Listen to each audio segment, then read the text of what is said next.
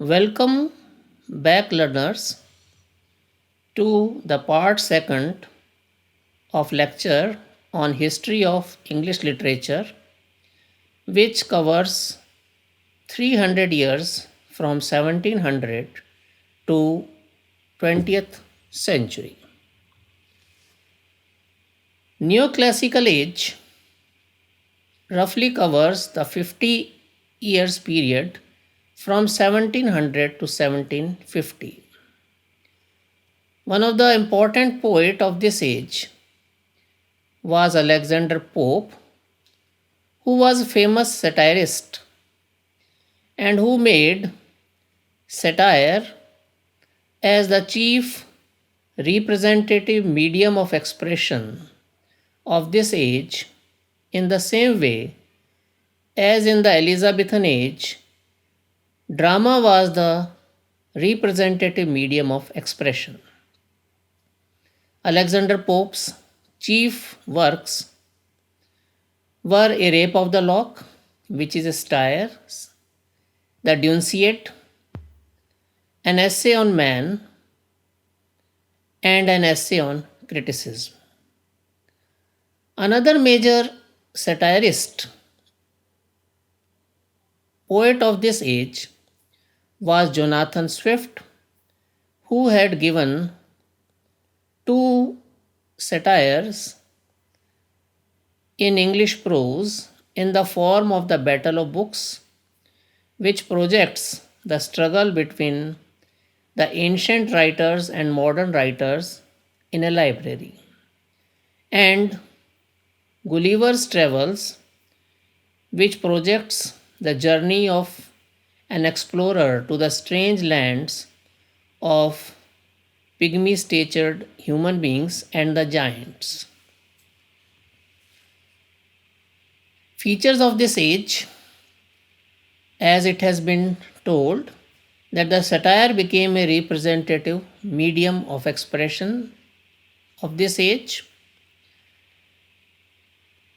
Widely, heroic couplet was used and perfected, and the credit of perfection in using heroic couplet goes to Alexander Pope.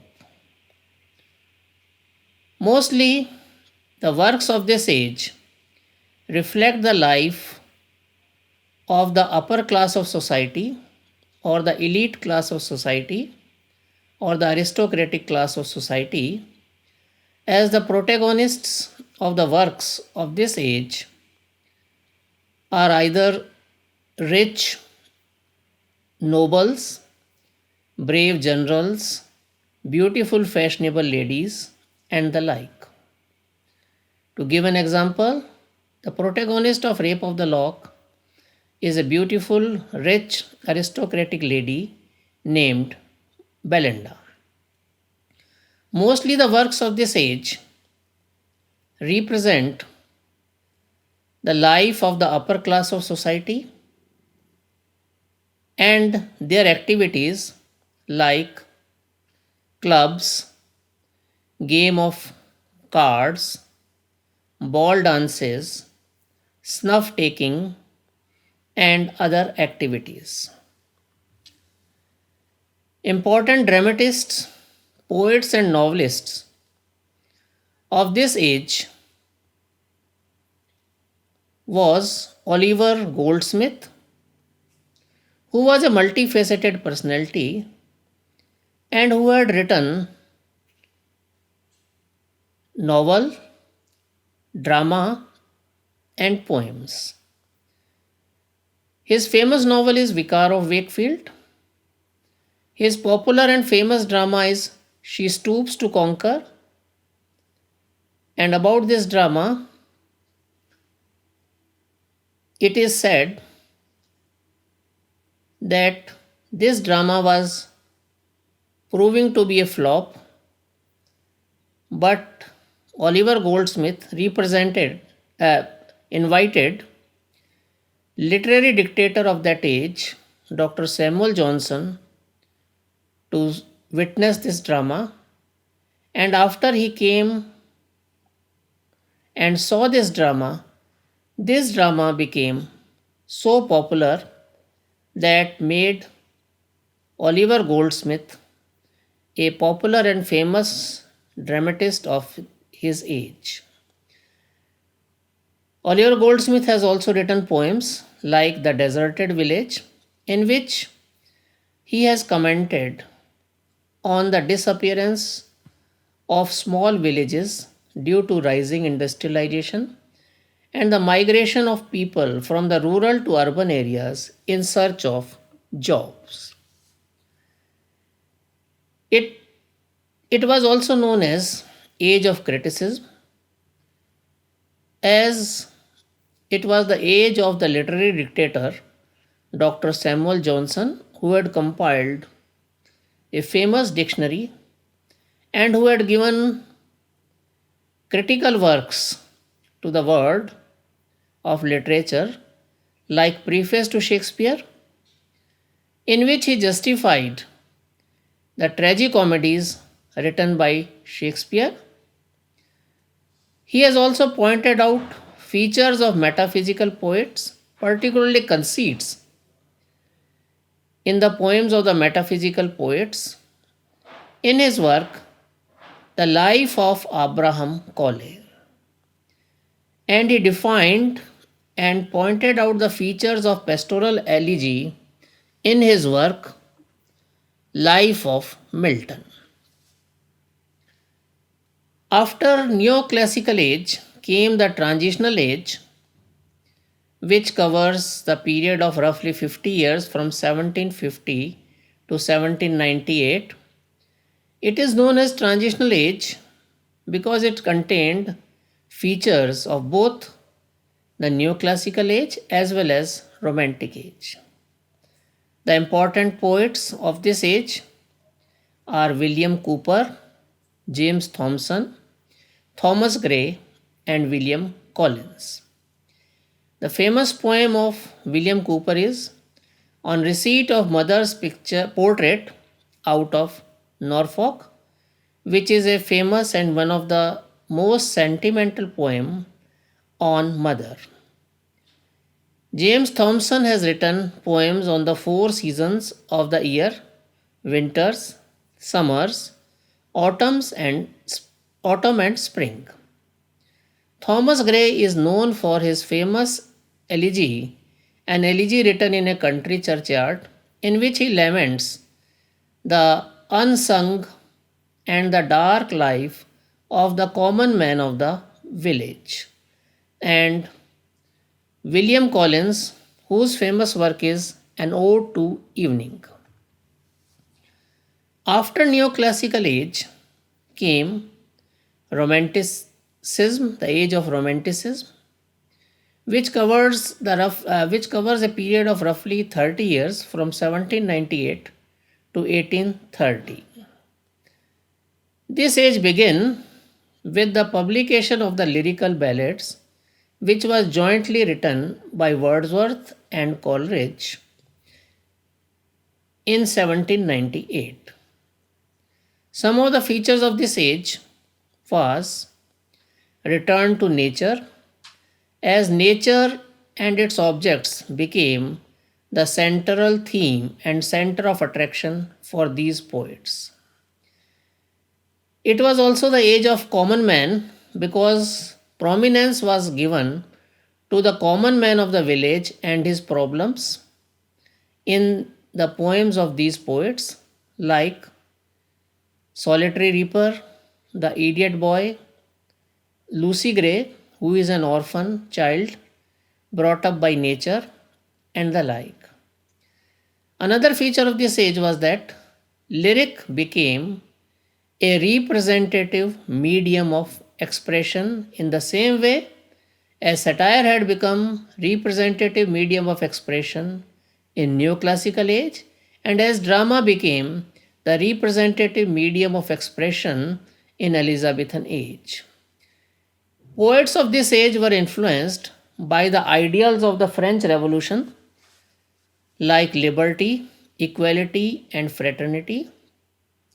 And about Wordsworth, it is said that he implemented the ideals of the French Revolution in literature. He implemented the ideal of liberty by liberating the poem from the bondage of rhyming. He implemented the ideal of equality by making the common man as the center of attraction of his poems, and he implemented the ideal of fraternity by tracing back the lost relationship between man and nature. Important poets and works of this age are Wordsworth, who is also known as poet of nature and founder of Romanticism. His important work is Lines Composed About Tinternebbe.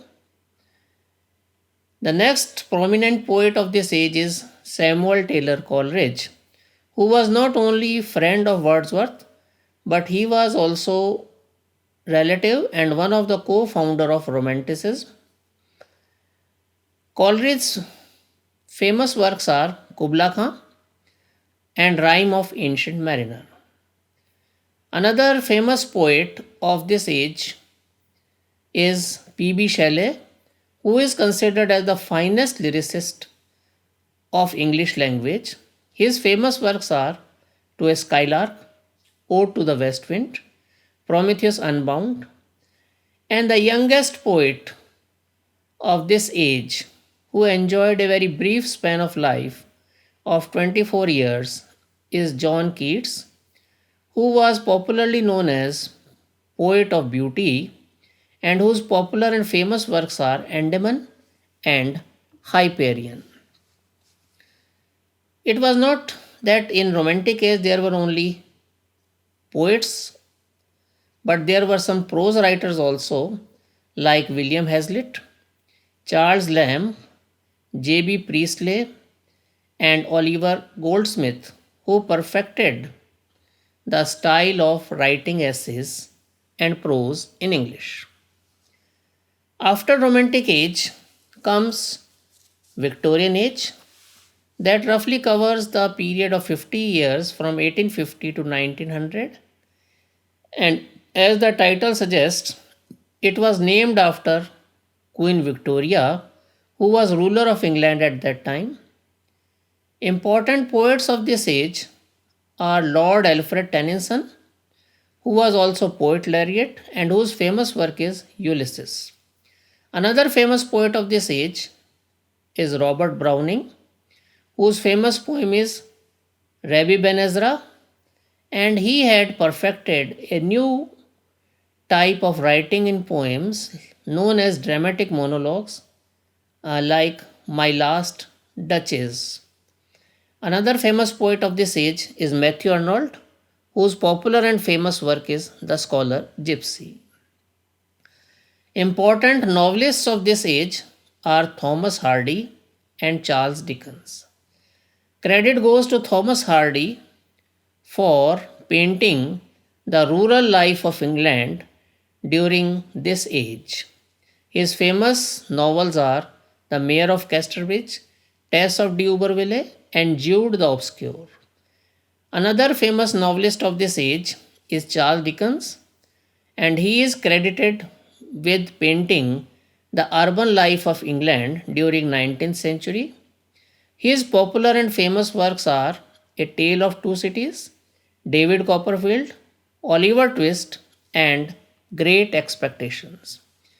20th century or modern age is basically the age of novels, but in this age there were also dramatists like George Bernard Shaw, who had given a number of popular dramas like St. John, Pygmalion, The Apple Cart, and John Osborne, whose famous work is Look Back in Anger. There were poets also like T.S. Eliot, who has given a famous work, The Wasteland, which is considered as the greatest poem of the 20th century. W.B. Yeats, who was an Irish poet and whose famous poems are The Second Coming and The Lapis Lazuli. And another famous poet of this age is Rudyard Kipling, who has given a famous poem entitled If.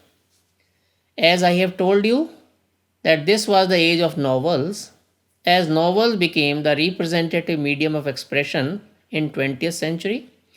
It had given a number of famous novelists like Ernest Hemingway, whose popular and famous work is A Farewell to Arms and For Whom the Bell Tolls.